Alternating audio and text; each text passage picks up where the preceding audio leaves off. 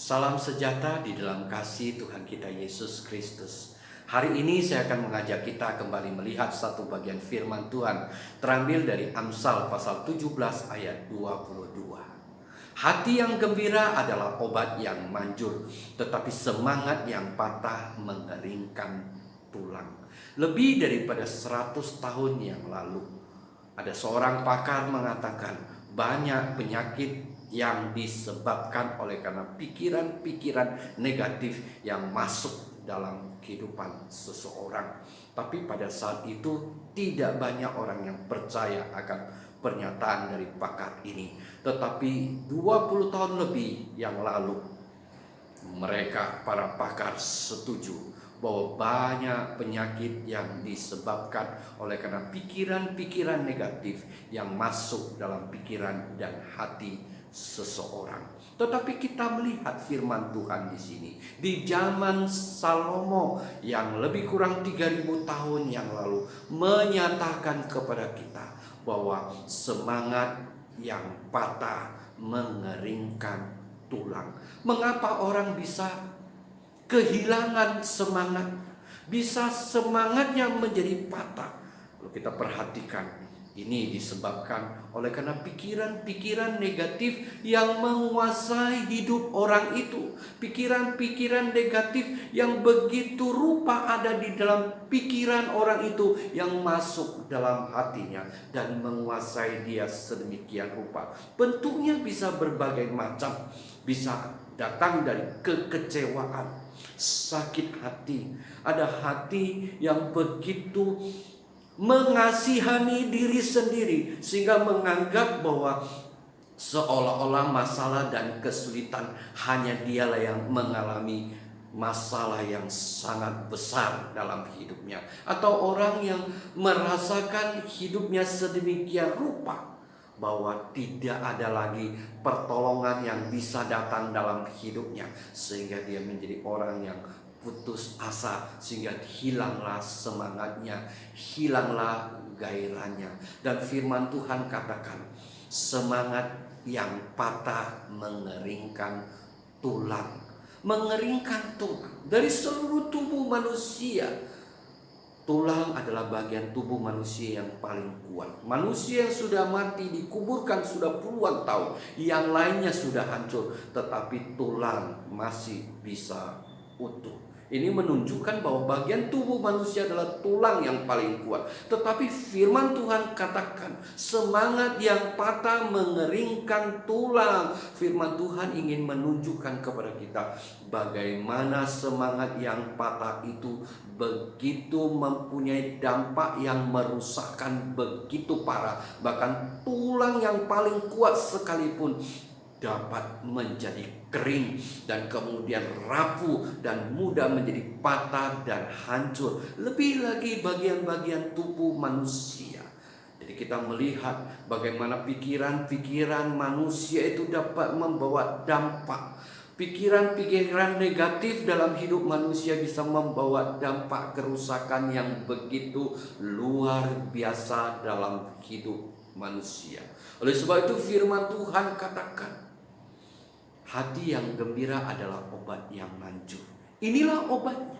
Untuk supaya kita tidak mengalami semangat yang patah yang membawa dampak kerusakan yang begitu luar biasa, kita harus bergembira karena ini adalah obat yang manjur. Pakar-pakar kesehatan menemukan bahwa orang yang bergembira, orang yang bersukacita, dari tubuhnya keluar hormon yang disebut hormon endorfin, yaitu hormon yang bisa menambahkan kekebalan tubuh dalam hidup manusia, bisa menambahkan imun tubuh yang bertambah dalam hidup manusia, sehingga dengan demikian dia dapat menolak berbagai penyakit, bahkan bisa mencegah datangnya penyakit dalam hidup manusia.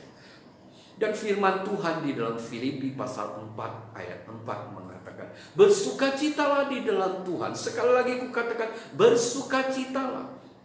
Apa maksud firman Tuhan mengatakan demikian? Firman Tuhan ingin mengatakan bahwa bergembira, bersukacita itu pilihan. Artinya kitalah yang harus berusaha untuk kita bisa mendapatkan kegembiraan, kesukacitaan dalam hidup kita. Jadi kita yang harus berusaha untuk mendapatkannya. Bagaimana kita mendapatkan kesukaan dan kegembiraan itu?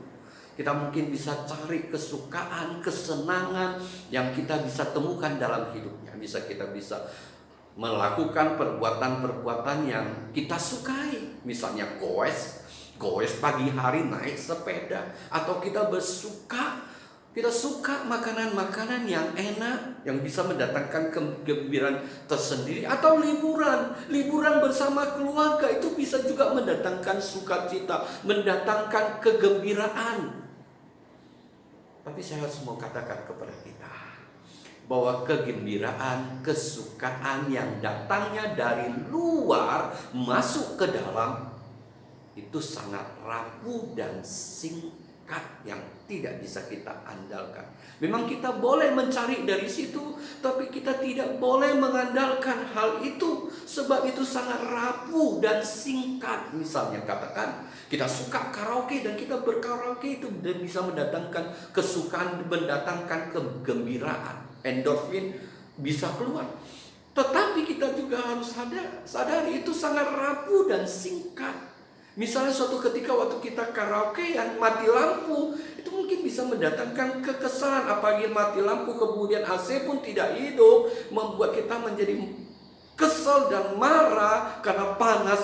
Maka kesukaan, kegembiraan itu menjadi hilang. Oleh sebab itu kita perlu mendapatkan kesukaan yang sejati, kegembiraan yang bisa bertahan, bahkan bertahan sampai selamanya dalam hati dan hidup kita. Bagaimana kita mencarinya? Firman Tuhan katakan, marilah yang letih lesu dan berbeban berat, aku akan memberikan kelegaan kepadamu. Carilah Tuhan, biar kita mendapatkan kelegaan, kedamaian yang mendatangkan kesukaan yang sejati dalam hidup kita, kegembiraan yang sejati. Dan yang kedua adalah firman Tuhan katakan, berbahagialah orang yang merenungkan firman Tuhan itu siang dan malam.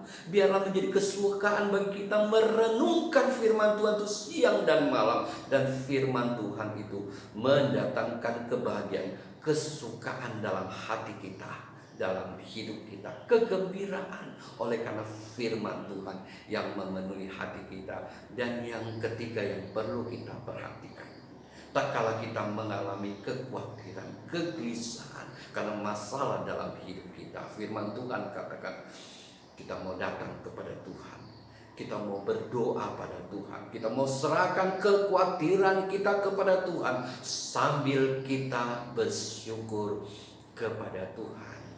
Dan kemudian bagaimana kita mengisi hati dan pikiran kita dengan pikiran-pikiran yang positif.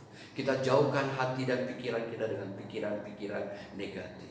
Misalnya pikiran-pikiran yang dipenuhi dengan hati yang kecewa, sakit hati, marah, dendam, dan sebagainya. Karena itu semua adalah sesuatu yang bisa membawa dampak yang buruk bagi tubuh kita, bagi fisik kita.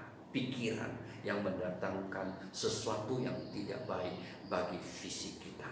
Oleh sebab itu, kita mau hidup berkemenangan di dalam Tuhan, kita mau mendapatkan tubuh yang sehat, dan dengan tubuh yang sehat kita memuliakan nama Tuhan. Biarlah kita bisa bergembira di dalam Tuhan dengan mendekatkan diri pada Tuhan. Bagaimana kita boleh merenungkan firman itu dalam hidup kita. Dan biarlah tak kala kita khawatir, tak kala kita dalam gelisah dan takut, bimbang, kita datang kepada Tuhan, kita serahkan kepada Tuhan, dan kita mau bersyukur pada Dia. Dan dengan demikian kita bisa mendapatkan yang terbaik dari Tuhan. Amin.